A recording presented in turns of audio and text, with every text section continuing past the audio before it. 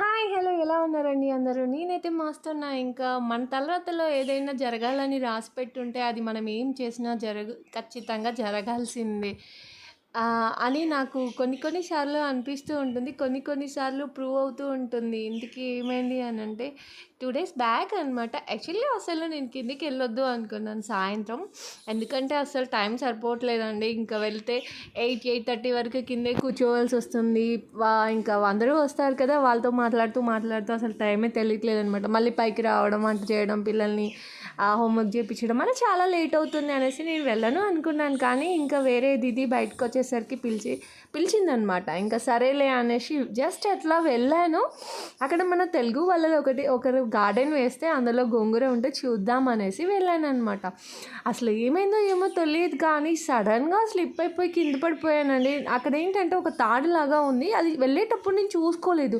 వచ్చేటప్పుడు ఏమైందంటే నా కాలు అందులో ఇరుక్కుపోయిందనమాట. ఆ టైంలో నా దగ్గర ఏంటి అంటే ఒక చిన్న పాప ఉంది, గంగ 1 ఇయర్ బేబీ. మీకు తెలిసే ఉంటుంది, ఇంతకుముందు వీడియోస్లో కూడా చూసే ఉంటారు కదా. ఆ పాప నా దగ్గర ఉందన్నమాట.